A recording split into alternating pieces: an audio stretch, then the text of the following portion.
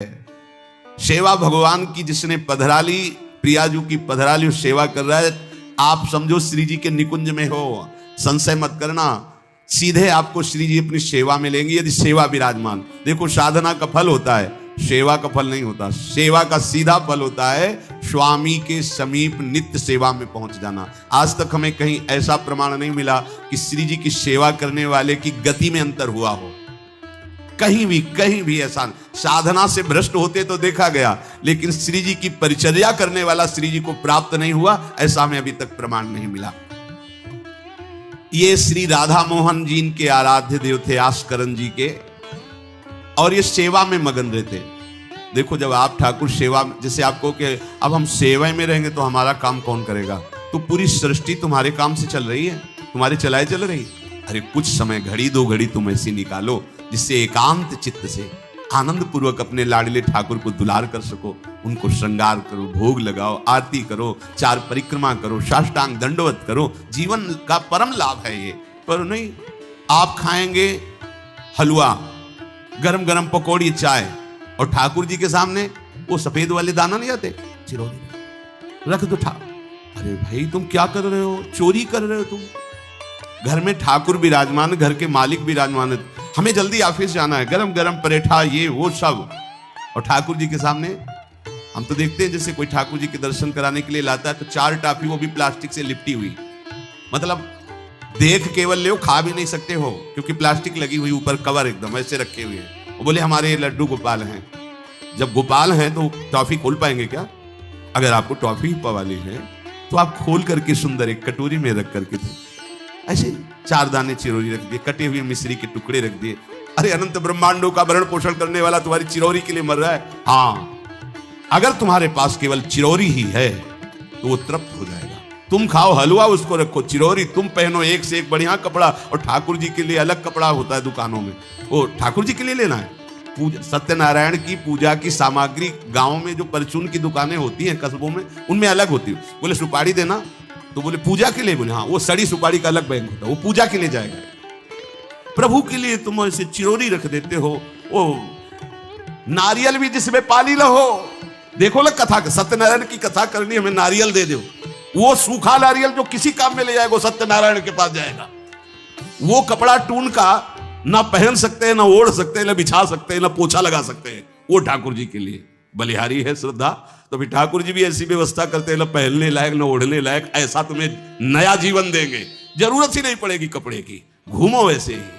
हाँ, जरूरत ही नहीं पड़ेगी, अन्य योनिया नहीं, कोई जरूरत नहीं है, घूमो।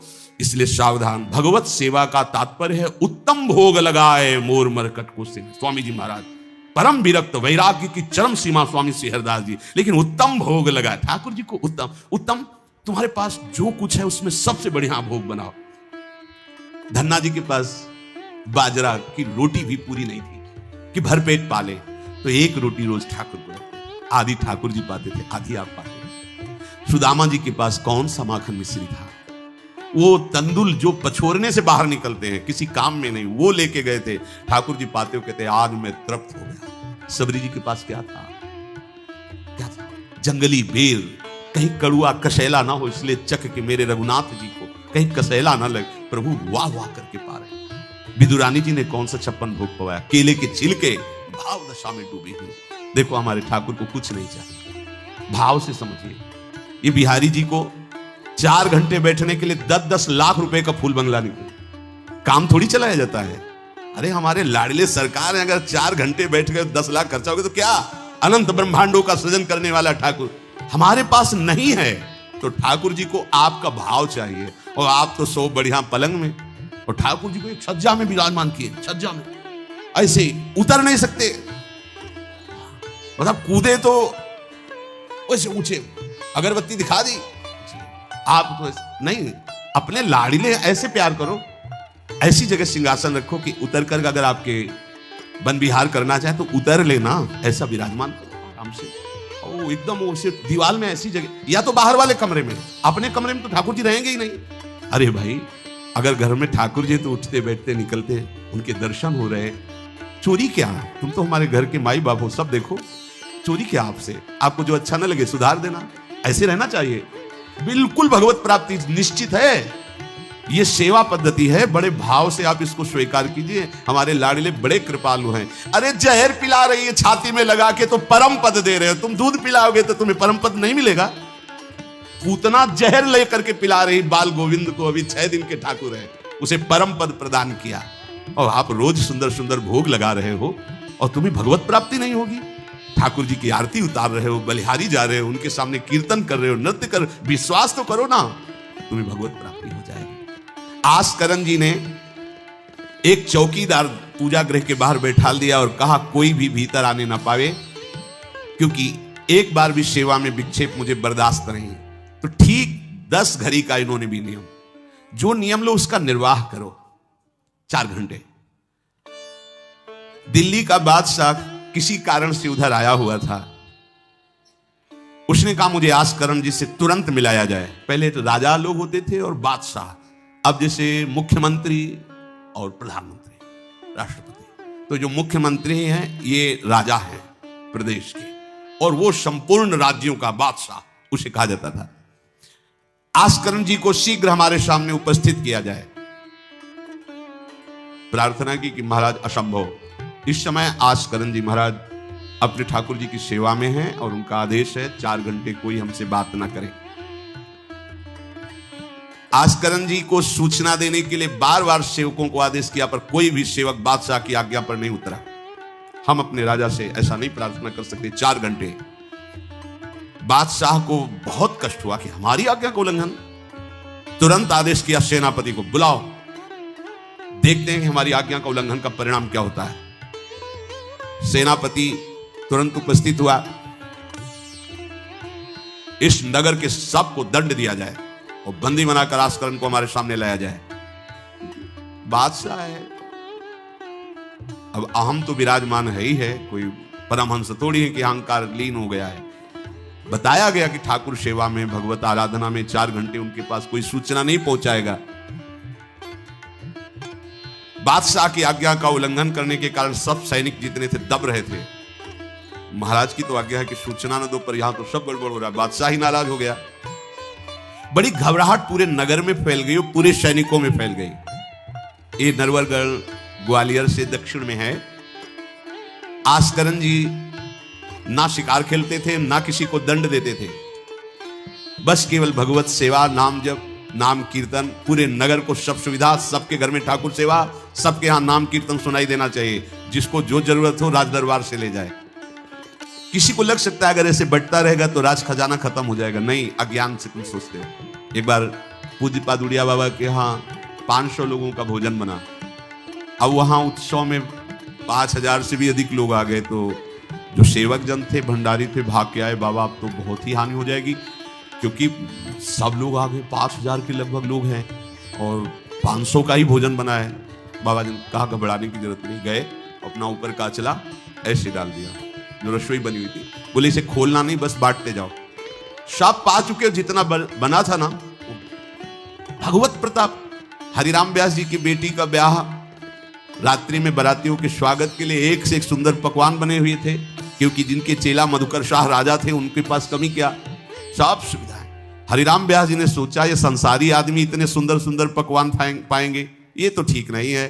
वृंदावन के संत जन लेंगे तो अपने ठाकुर का भोग लगाएंगे, पाएंगे, कीर्तन करेंगे। कोतवाल को बुलाया वृंदावन के और कहा सब वैष्णवजनों को कह दो कि तुरंत आ जाओ, रमनिया ले जाओ। देखो कैसी भावना है, बेटी का ब्याह है। बोले संसारी आदमी बाराती क्यों पाएंगे। अब हो तो कहते अरे इज्जत चली जाएगी, बाबा जी को खवाने से क्या इज्जत है, बारातियों को खवाएंगे तो इज्जत बनेगी। ये किसकी, देहाभिमानियों की। और अपनी इज्जत क्या है, श्यामा श्याम। अगर रसिकों को पवाएंगे तो हमारी इज्जत बन जाएगी, श्यामा श्याम प्रसन्न हो जाएंगे। तो श्यामा श्याम प्रसन्न हो जाएंगे, बाराती भूखे रहेंगे, ऐसा कैसे हो सकता है, ऐसा हो ही नहीं सकता है। हरिराम व्यास जी के, अब उनके लिए तो कोई रोक नहीं, उन्हीं की बेटी का तो ब्याह है। जो भंडारे में सब जमा थे, लड्डू, गुलाब जामुन, ये वो भर भर के अमनिया, ले जाओ ले जाओ। अब ब्रजवासी संत जन सबको बांट दिया, पर जितना भंडारा था उतना ही भंडारा। कर तुम अकर तुम अन्यथा कर तुम सर्व समर्था सा ईश्वरा। तुम प्रभु के लिए समर्पित हो तो तुम्हारे यहाँ हानि कैसे हो सकती है कि हम भाई ठाकुर सेवा में समय देंगे तो हमारा काम बिगड़ जाएगा, ठाकुर जी की भोग राग की बात करेंगे तो पैसों की कमी हो जाएगी। पक्की मूढ़ता है, ये ऐसा व्यापार है ठाकुर सेवा, संत सेवा। ऐसे करो और कई गुना बढ़कर के हाथ में आ जाएगा। देख लेना, क्योंकि सब दुखों का कारण पाप है, और जब ठाकुर सेवा संत सेवा तो इससे पाप नष्ट होते हैं। जे ही पाप नष्ट हुए सुख का मार्ग खुल गया, पर अज्ञानी जानता नहीं है। अब बादशाह के आदेश से हड़कंप मच गया। कही कह पठाई कहो कीजिए लड़ाई, सुनी रुचि उपजाई चली पृथ्वी पति आयो है। पर्यो सोच भारी तब बातियों विचारी कही, आप एक जावो गयो अचरज पाए है। सेवा करी सिद्धि साष्टांग होई के भूमि परे, देखी बड़ी बेर पांव खड्ग लगायो है। कटी गई एड़िए पे टेढ़ी हूं न भौं करी, करी नित नेम रीति धीरज दिखाई है। बादशाह ने कहा आखिरी हुक्म है, आस्करण को हाजिर किया जाने, संपूर्ण सेना से विध्वंस मचा देंगे, नरवर गण को पूरा नष्ट कर देंगे।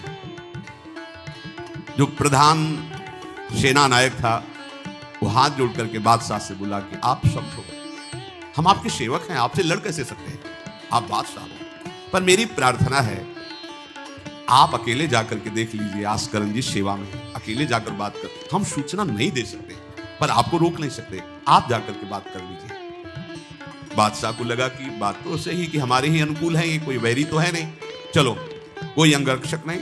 और स्वयं अंदर जाकर के देखा तो सारी सेवा हो चुकी थी, ठाकुर जी की साष्टांग दंडवत कर रहे थे। सत्संग में भी कहा है कि आप लोगों का जैसे शरीर स्वस्थ है तो साष्टांग दंडवत का नियम लेना चाहिए। अपनी ठाकुर सेवा करके 5, 7, 11, 21, 51, 108 अपने ठाकुर 4 परिक्रमा की, कहीं से भी 108 दंडवत। एकोपि कृष्णः कृतः प्रणामो दशाश्वमेधा व्रतेन तुल्यः, दशाश्वमेधी पुनरेपि जन्म कृष्ण प्रणामी न पुनर्भवाय। ये भीष्म जी बोल रहे हैं, एक बार हमारे श्री कृष्ण को कोई साष्टांग दंडवत कर दे, 10 अश्वमेध यज्ञ का फल अवघृत स्नान का उसे प्राप्त होता है, पर 10 ये अश्वमेध यज्ञ करने वाला पुनर्जन्म को प्राप्त होता है, पर एक बार श्री कृष्ण को साष्टांग प्रणाम करने वाला पुनर्जन्म को प्राप्त। दशाश्वमेधी पुनरेपि जन्म कृष्ण प्रणामी न पुनर्भवाय। अपने पास तो भगवत प्राप्ति के लिए बहुत से अस्त्र हैं, केवल नियम पूर्वक प्रयोग करो, माया का प्रवाह बंद हो जाएगा। ठाकुर सेवा के बाद करना चाहिए साष्टांग दंडवत। हमने महापुरुषों को देखा है, गुरुजनों को देखा है। अब शरीर उस लायक नहीं तो भाव से कर लीजिए, अगर शरीर स्वस्थ है और आप करने लायक हैं तो जरूर, जैसे माताएं बहनें सखियां हैं तो पंचांग, एक पंचांग दंडवत की, खड़े हुए हाथ जोड़ा, मंत्र अंदर स्मरण किया, फिर पंचांग 5, 7, 11, 21, 51 ऐसा करना चाहिए। आस्करण जी भगवत सेवा करके साष्टांग दंडवत कर रहे थे नियम पूर्वक। अब ये तो पता चल गया कि कोई आया है, पर ना नजर दी ना बात की, ना रुके, उठे साष्टांग दंडवत, फिर उठे, फिर साष्टांग दंडवत। बादशाह खड़ा देखता रहा, ये तो ना हमारी तरफ देख रहे हैं ना बोल रहे हैं। बहुत देर हो गई, चुपचाप, पद का अभिमान होता है। अब वो बादशाह ठहरा, खींची तलवार म्यान से निकाली और जेब साष्टांग हुए तो मारा ऐसे तो एड़ी उड़ गई, कट गई एड़ी आस्करण जी की। लेकिन आस्करण जी ने ना दंडवत रोकी ना मुड़ करके देखा, खून की धार बह रही। निष्ठा देखिए, ये है अनन्य भक्ति की निष्ठा। नहीं कहा कि अब रुक गए, कुछ नहीं, वैसे ही खड़े हुए, फिर साष्टांग, फिर खड़े हुए, खून से लथपथ हो रहे, कोई कष्ट का अनुभव नहीं दिखा रहे कि आओ कहे या पीछे मुड़ करके देखे। अब तो धैर्य छूट गया बादशाह, ये मेरे से तो अपराध हो गया, ये कोई नाटक नहीं कर रहे, ये तो सच्ची में महान भागवत है। क्योंकि जो पद का अभिमानी जन होता है वो ये नहीं जानता है कि भक्ति क्या होती है, भक्ति का स्वरूप क्या होता है, भक्तों की निष्ठा क्या होती है। उनको तो लगता है कि मैं अमुक पदाधिकारी हूं, मैं इतना, तो ये बाबा जी लोग भीख मांगने वाले, इनके आगे क्या जमीन में बैठे, हमारे लिए कुर्सी की व्यवस्था नहीं होगी क्या? हमारे को इस पद का अभिमान जो मिला है उसका सम्मान होना चाहिए। तो वो जिस पद में है, इस सृष्टि में कोई वो पद नहीं है, वो हरिदास पद में है, हरि पार्षद। तुम तो मायाकृत सृष्टि के किसी पद पे होगे, वो मायापति के निजी पार्षद हैं। तुम्हें दिखाई देता है भिखारी है, तुम्हें दिखाई देता है भिक्षुक है, नहीं नहीं, वो इतने बड़े बादशाह के ऐसा बादशाह पैदा ही नहीं हुआ है? चाह मिटी चिंता मिटी मनुआ बेपरवाह, और जिनको कछु न चाहिए वो साहन के साह। नरपति सुरपति लोकपति जिनके भावे घास, जिनके भावे घास, रहे परमानंद में तज सबही की आस। गर्दन उतार दोगे, अगर हरि का विधान होगा तो शरीर ही नष्ट होगा। नहीं, तो हमें छू भी नहीं सकते, हमारे स्वरूप को नहीं छू सकते। भक्त अपनी निष्ठा पे होता है। एक बार भी आस्करण जी ने मुड़ करके नहीं देखा बादशाह की तरफ। अब तो धैर्य छूट गया बादशाह की, गलती हो गई हमसे। ऐसा ही होता है। नवलदास जी को वृंदावन से हरिवंश महाप्रभु के शिष्य थे, तो बादशाह तुर्की था, उसके मन में वैश्य कुल के प्रति बड़ी ईर्ष्या पैदा हुई थी। तो उसने कहा भारत में वैश्य कुल नहीं रह जाना चाहिए, नष्ट कर दो। आतंक स्वरूप उनका काटना मारना, लाखों वैश्यों का कत्ल कर दिया। पता चला कि दूसर वैश्य एक वृंदावन में भी है। आए, उनको बंदी बना लिया, सामने पेश किया, कहा सर झुकाओ। अरे तो झुक चुका है एक जगह, राधा वल्लभ लाल के चरणों में। अनंत कोटि ब्रह्मांडों के बादशाह के सामने सर झुक गया है। अब तो एक भूमंडल का जबरदस्ती बादशाह बना बैठा है। बोले जंजीरों में बांध दो इसको, रोज कोड़े लगाओ, भोजन मत दो, फिर इसको हम दंड निश्चित करेंगे। देखते हैं, बहुत अपने अभिमान में बांध दिया। सुबह कोड़े लगाने गए तो जंजीरें पड़ी थी और कुछ नहीं था। फिर खोजा तो वृंदावन में राधा वल्लभ जी के दर्शन के, फिर बांध के ले गए। अरे बोले तेरी जंजीरें क्या मुझे रोक सकती है? जब माया की जंजीरें नहीं रोक पाई तो तेरी जंजीरें क्या रोकी? तू लाख बार बंधवा, मुझे नहीं रोक सकता। आखिरकार चरणों में झुका, उनका बंद करवा ये नरसंहार। तेरे इस नरसंहार से कुछ नहीं होने वाला, तू शांति से रह, ये ऐसे उपद्रव करना बंद कर। तो ये जो पदाभिमानी जन है, एक अभिमान में न जाने कैसे कैसे बड़े अपराध हो जाते हैं, भक्तों को नहीं जानते हैं। उठी चिकडारी तब पाछे सो निहारी, कियो मुजरा विचारी बादशाह तिरिझे हैं। हित की सच्चाई यह ने कुना कचाई होत, चर्चा चलाई भाव सुन सुन भींजे हैं। बीते दिन को नृप भक्त सो समायो, पृथ्वीपति दुख पायो सुनि भोग हरि चीजे हैं। करे विप्र सेवा तिने गांव लिख न्यारे दिए, वाके प्राण न्यार लाड़ करो कही दीजे हैं। पूरी दंडवत की, ठाकुर जी को प्रार्थना, चिक डाल दी, जो मध्याह्न विश्राम की, फिर पीछे मुड़े, तब तक खून बह रहा है। पीछे मुड़कर देखा बादशाह जोहार की, बिल्कुल गुस्सा नहीं। राजा को इनकी ये धैर्य शैली देखकर कि अपने इष्ट के प्रति निष्ठा और मेरे अपराध का कोई भी इनके ऊपर प्रभाव नहीं, रीझ गया, बहुत प्रसन्न हुआ और कहा आज मेरे नेत्र सफल हुए कि मैंने ऐसा निष्ठावान भक्त देखा। ना तो तुम्हारी भ्रकुटी में थोड़ा भी रोष है और ना तुम्हें पीड़ा है और ना कोई थकावट है। हम आपसे वार्ता करना चाहते हैं, क्या है आप में ऐसी सामर्थ्य कहां से आई कि आपने अपनी निष्ठा छोड़ी और तलवार से एड़ी काट दी? एड़ी, अरे ऐसे काट, जरा सा कुछ लग जाए तो देखो कैसा लगता है। एड़ी कट गई, खून निकल रही, दंडवती बंद नहीं हुई। जब वो बैठ करके भगवत भक्ति की बात की, बादशाह के आंसू आ गए। संत का यही प्रभाव होता है। देखो राजा है पर संत है। विभीषण जी से भगवान कहते तुम सारी के संत प्रिय मोरे, धरो देह नहीं आन। ये नहीं भूल होनी चाहिए कि अरे ये तो बड़े अच्छे कपड़े पहने, ऐसे ऐसे, ये क्या भक्ति करते हो। भक्ति का मतलब केवल इतना ही नहीं है कि भिक्षुक वेश हो। भक्ति किसी से भी हो सकती है, कोई भी हो सकता है, कहीं भी हो सकता है, क्योंकि सब भगवान के बंदे, सब भगवान को दुलार कर सकते हैं। अपनी कीमती रुमाल तत्काल पट्टी बांधी अपने हाथ से आस्करण जी के चरणों में। स्वयं बादशाह ने घुटने टेक कर तुरंत और कहा कि आज मैं निहाल हो गया। आपकी ये जो भक्ति है, ये जो निष्ठा है, आज प्रभु की हम पर बड़ी कृपा है जो मुझे दर्शन हुआ आप जैसे भक्ति की निष्ठा का। बादशाह अत्यंत प्रसन्न होकर के आपको क्या सुख प्रदान करें। होगा हमारी सेवा निष्ठा है, आप जब चाहते तब आदेश दे देते हैं, तो आप मुझे अपने आदेश से मुक्त कर दीजिए। आज के बाद हमारा कोई शासन आपके ऊपर लागू नहीं रहेगा। आप जब चाहें स्वेच्छा से आप आ सकते हैं, ना आए तो आपका राज्य, हमारा कोई अधिकार आज नहीं। श्री आस्करण जी को एक बार बहुत शरीर में बुखार आ गया, इतना कष्ट पीड़ा होने लगी अब वो कैसे सेवा करें? भीषण कष्ट है, उठा नहीं जा रहा। प्रातःकालीन बेला से ही सेवा प्रारंभ होती थी। बस उनको एक चिंता है कि अब सेवा कैसे होगी, सेवा कैसे होगी। उसी शिथिलता में भगवान अपने निजी सेवक में जो और परिचर्या करने में थे उनको आदेश किया, चरणामृत पिला दो, ठीक हो जाएंगे।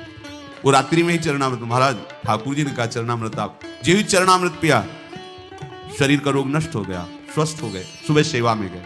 इसलिए आप लोगों से प्रार्थना करते हैं, अकाल मृत्यु हरणम सर्वव्याधि विनाशनम श्री कृष्ण पादोदकम पीत्वा पुनर्जन्म न विद्यते। मान लो भैया, एक डॉक्टर औषधि देता है, पैसे लेता है, फीस के पैसे भी लेता है, और ना फायदा करे तो भी उसी दवाइयों का तुम आश्रय लेते हो। हम कह रहे हैं कि संसार से मुक्त होने के लिए चरणामृत सिद्ध औषधि है। रोज चरणामृत ठाकुर जी का पियो, कोई पैसा नहीं लगता। बिहारी जी, राधा वल्लभ, राधा रमण, जहां चाहो, बड़े उदार ठाकुर। चरणामृत, अगर इतना चरणामृत मिला उसमें आप 1 लीटर जल मिला लीजिए, चलता रहेगा। जब कमी लगे फिर जल मिला लीजिए, चरणामृत ही रहेगा। आप वर्षों इतने चरणामृत को पी सकते हैं जल मिला मिला के, अकाल मृत्यु नहीं होगी। समस्त रोगों के नाश करने की सामर्थ्य चरणामृत में है। कोई भी व्याधि आपको परास्त नहीं कर पाएगी। और पुनर्जन्म न विद्यते, हम भगवान के धाम में चरणामृत के प्रभाव से चले जाएंगे। अब इस पर श्रद्धा कितनी है देखो, आप 10 बार वर्णन किया होगा। नियम से चरणामृत पियो, अपने ठाकुर जी का, श्री जी का चरणामृत पात्र में रख लो, 2 बार 3 बार दिन में पियो। चरणामृत आपको अकाल मृत्यु हरणम सर्वव्याधि विनाशनम श्री कृष्ण पादोदकम पीत्वा पुनर्जन्म न विद्यते। एक बार किसी विपक्ष राजा ने आक्रमण कर दिया आस्करन जी के ऊपर। आस्करन जी के जब बात पता चली कि वो आक्रमण, तो उनका प्रभु हमसे मार काट नहीं होगा, सब में आप विराजमान हो, अब हमसे नहीं हो, या तो राजपद हटाओ, मुझे कहीं एकांत ले चलो, मैं आपके लिए रोऊं तड़पूं। अब ये सब नहीं होगा कि अब हम फिर तलवार उठाएं, मार काट शुरू करें। पर अंदर से आया कि तुम राजा हो तो प्रजा की रक्षा करना तुम्हारा कर्तव्य है। तो उन्होंने पूरी सेना सजाई, जानते हो कैसे? सब मंजीरा लो और स्वयं बोले नाम कीर्तन करो, राधा वल्लभ श्री हरिवंश श्री वृंदावन श्री। कहां जा रहे? बोले युद्ध करने जा रहे हैं। ऐसे युद्ध होता है। प्रभु से कहा हमसे मारकाट होने वाली नहीं, जब हमारा कर्तव्य ही तो हम ये कर्तव्य कर रहे हैं। राधा वल्लभ श्री हरिवंश, राधा नाम कीर्तन। तुरंत आकाश में मेघ छा गए और इतने बड़े बड़े ओले, शत्रु पक्ष में, हल्की फुहारे इधर के पक्ष में, जहां नाम कीर्तन, हवा चल रही, हल्की हल्की नन्ही नन्ही फुइयां बरस रही और कीर्तन में, और उधर इतने इतने बड़े ओले, सब भाग गए। अस्त्र शस्त्र की आवश्यकता नहीं हुई। शत्रु पक्ष जब भागा और उधर का राजा के चरणों में गिरा कि मुझे माफी दे दो, मुझे पता नहीं था आप इस कोटि के महाभागवत हैं।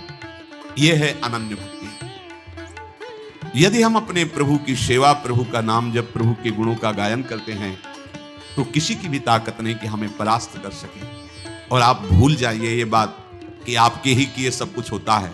आप देहाभिमान में भटक रहे, आपके किए लिए। हम कह रहे मान लो, मान लो, केवल प्रभु की करुणा एक दृष्टि से अनंत ब्रह्मांड का सृजन हो गया। एक दृष्टि से अनंत ब्रह्मांडों का सृजन। भैया तुम्हारा परिवार क्यों दुखी रहेगा? तुम्हें क्यों भूखा रखेंगे प्रभु? पशु पक्षियों को देते हैं, हर जीव जंतु को देते हैं। तुम तो भगवान के भक्त हो, तुम्हारे को कैसे नहीं देंगे?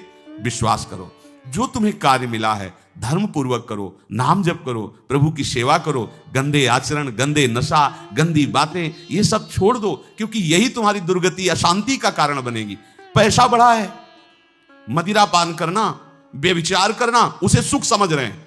पैसा है, पद है, समझ रहे हैं कि हम जीवन का लाभ ले रहे हैं। अरे ये लाभ तो सुअर कुत्ता भी ले रहे भैया। निद्रा, भय, आहार, मैथुन हर जीव भोग रहा है। तुम मनुष्य जन्म लेकर के बड़े बुद्धिमान होकर उसी भोग रहे हो, तो कौन सी बात? तिनते खर सूकर स्वान भले, गोस्वामी तुलसीदास जी। सुअर कुत्ता गदहा उससे अच्छे। क्यों? क्योंकि अपने कर्म भोग कर ऊपर की तरफ उठ रहे हैं, उनके पाप नष्ट हो रहे हैं। वो आप ऊपर उठकर मनुष्य जन्म कर प्राप्त करके पाप कर्म कर रहे हैं, आप नीचे अधोगति को जा रहे हैं। इसलिए सबसे प्रार्थना है, ये गंदे आचरण, जब आप मदिरा पीते हैं तो आपकी बुद्धि तमोगुण, राक्षसी वृत्ति से हो जाती है। खुद आपको अनुभव इस बात का, आपकी दुर्दशा हो जाती है, बुद्धि भ्रष्ट हो जाती है।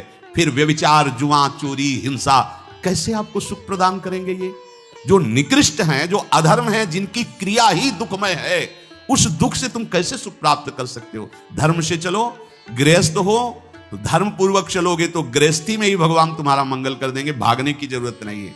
नाम जप करो, ठाकुर सेवा विराजमान करो, जो रूखा सूखा हो अपने ठाकुर को लाड़ लड़ाओ, अंतिम श्वास तक भगवान कृपा कर ही देंगे। हमारे जीवन का उद्देश्य भगवत प्राप्ति है। इन किन प्रकारेण अब हमारा जन्म इस संसार में ना हो, हम प्रभु के पास जाकर उनकी सेवा में रहें सदैव, जहां न मरना है, न जन्मना है, न दुख है, न सुख है, न बीमारी है, कोई किसी भी तरह का जहां लेस मात्र भी कष्ट नहीं है, प्रलय और महाप्रलय की वायु भी जहां प्रवेश नहीं करती, वो हमारे प्रिया प्रीतम का नित्य धाम है, वही हमारी विश्राम भूमि है। हम सब खूब राधा नाम जप करें और आकांक्षा करें कि इसी जन्म में हमें भगवत प्राप्ति हो।